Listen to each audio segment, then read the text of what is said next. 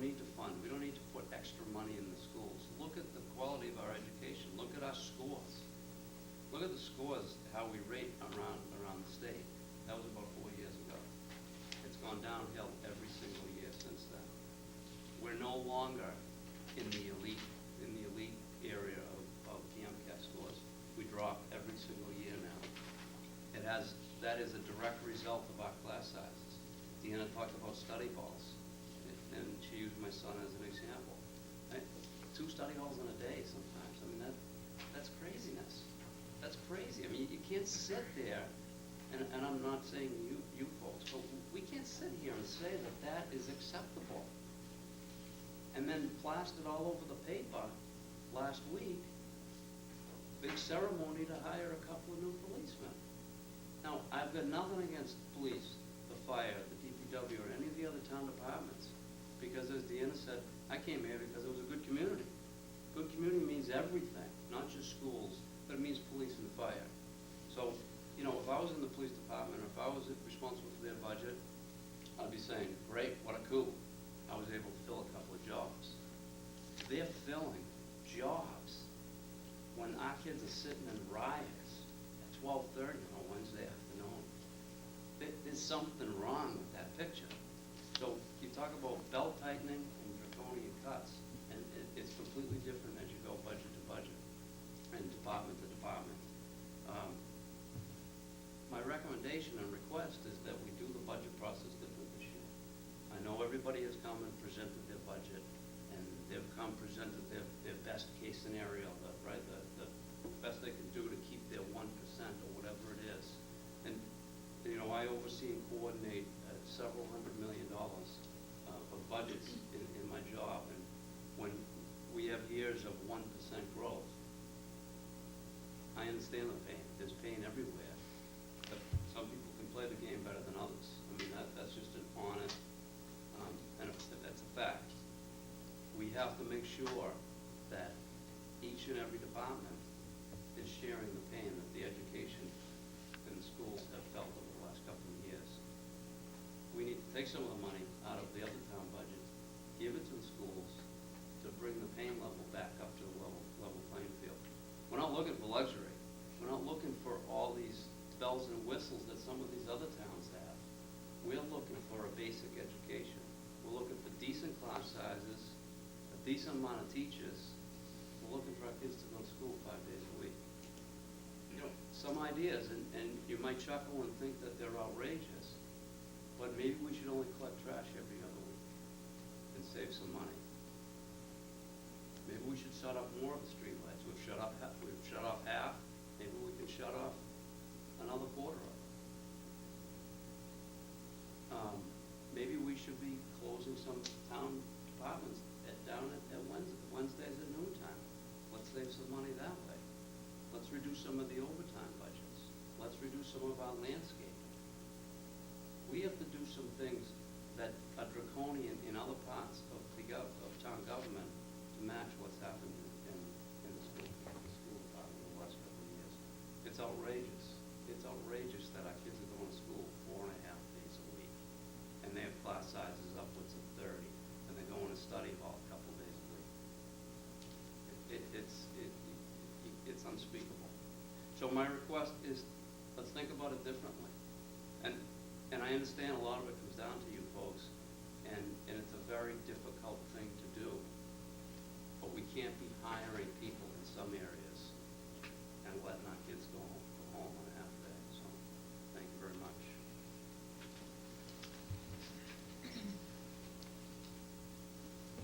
Okay. I'm going to move on. Deanna, I'm sure that you were going to write something to the board, is what I thought I heard you say. I certainly will, but I really would. You had some questions. I have some questions, and I really would like to hear from you about what the priority is for, restoring the cuts that we had last year, and how much of a priority it is for you, or better yet, if it's not, what it would take. Quite frankly, I feel like as a group of citizens, we're doing everything as proactively, as professionally, and as enthusiastically as we possibly can, starting 3 years ago with letters to to our senators, to our House of Representatives, looking for Chapter 70 reform. We have appealed to you, to the school department. We've questioned every which way. We are still continuing to meet with Brad Jones. I've met with Senator Tarr numbers of times. We've joined Stand for Children. We have 30 members of this community now, members of Stand for Children. 9 people next Saturday for an entire day are going to go to the statewide education summit for Stand for Children. We are doing as much as we feel like we can to educate the community, to help and to be productive and to be constructive. If there's something else that we can do to make this all better, then we're willing to do that. But I need to know that you're going to work as hard as I am to put my kids back to school. And if you're not convinced that it's a priority, I need to know exactly and as swiftly as possible what it would take to make it a priority for you. Well, I think, as Mr. Dardino said, that, we're just in the beginning of this process, and it's usually in the month of January that things do start to come together and we get a clearer picture. I mean, personally, I think we have to do something for the schools, clearly, and it will be difficult based on the signs on the outside, the economy, the state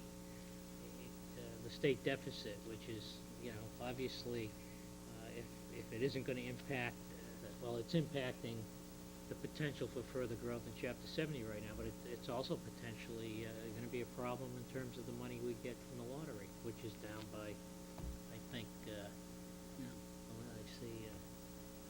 7%. What? 7%. My feeling is, now, I moved to North Reading 20 years ago, okay? My son was 5 years old, and I moved to North Reading for the same reason you moved to North Reading. Because my aunt taught here in the schools of North Reading. She was a guidance counselor and a business teacher for many, many years. And she convinced me that this was a place to be, good school system. And I moved here so for my kids to move. So I moved here the same reason, okay?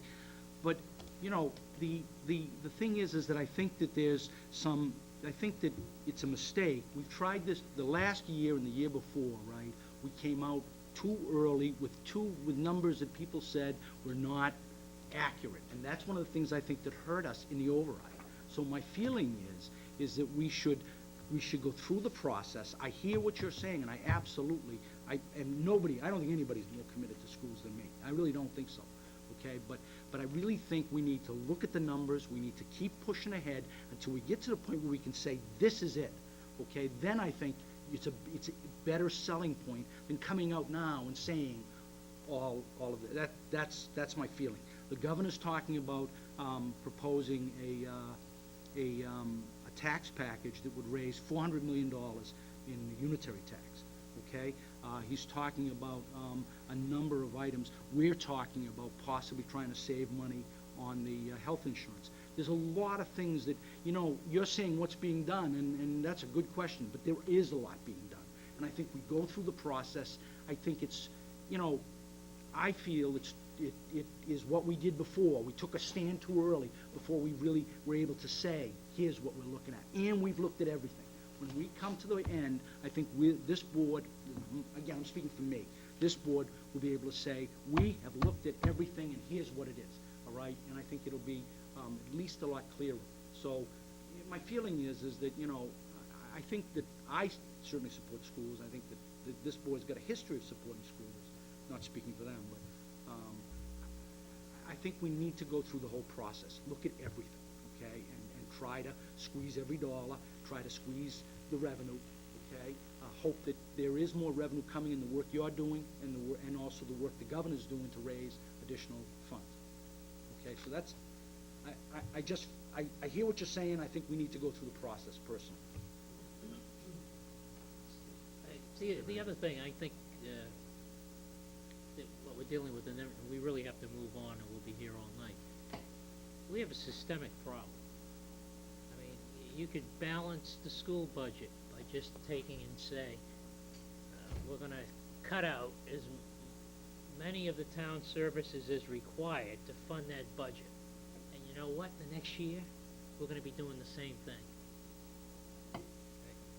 The problem is that our burn rate for supporting schools and town government, both, is much higher than our ability to raise revenue. And that's a problem. And a lot of this has been legislated by the state for programs that we have to fund, and then they fund them for a year or two, and then we get no funding. So, I mean, this problem goes back, and I think Brad's mentioned it, a number of years, and he's tried to do some things about it, but there's no easy solution to this, because, the school budget, just to stay even, is requiring 5.5%. So in other words, let's make the adjustments, put everything back the way it is. It's gonna still grow at least 5.5%. And Proposition 2.5 is 2.5%. New growth, that's slowed down, but we get a little bit of that. So where's the rest of the money come from? It comes from state aid. And if state aid isn't keeping up and filling the gap, then we fixed it for 1 year, and we squeaked through for a number of years. There was an override, general government override for the school, I think it was 4 years ago, and that managed to squeak through. Last year we squeaked through, but we took, for the past 2 years, we've taken money from the town side, burned up funds to put more on the school side. So it's not that the board is not aware of the issue. It's just that the solution eludes us. And, we've talked about what we can do in a number of different ways, and we've decided that we've got to, we applaud you for the efforts of trying to shake up the legislator, and the governor, and get additional money from the state, and we're looking at ways to reduce our cost. Our insurance, our health insurance was growing at 18% a year. Last year it was down some, and we're trying to bring it further down.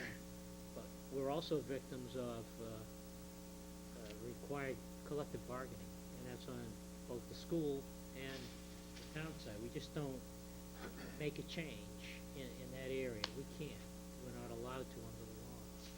The governor and the legislature have made changes in the health insurance at the state level, and they didn't have to deal with collective bargaining in the process. They just were able to do it. We're not able to do that. And the law that was passed for the GIS doesn't permit us to make that change without getting agreement from all our unions, or at least a 70% majority. Anyway, that being said, we have our town auditor, if you want to stay and listen to the audit report. Joe, produce any extent? Sure. Yeah. I didn't bring mine in tonight.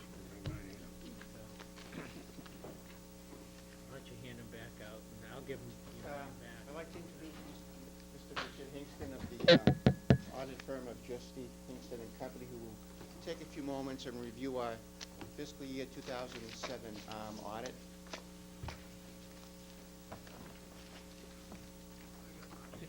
I think that's it.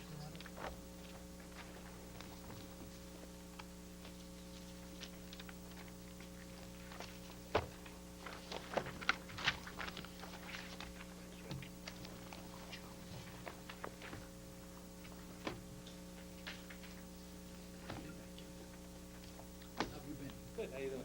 Can't complain, Taxes? Busy, right? Yeah. Okay, you have the floor.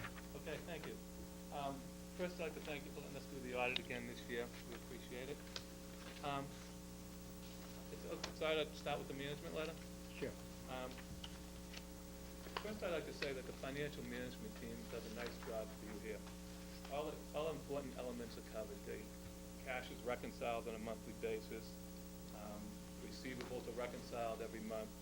The grants are managed well and reconciled between the school and the town side. And there's good communication. A lot of places don't have good communication between the school and town, but there's good reconciling procedures between your two parts of town.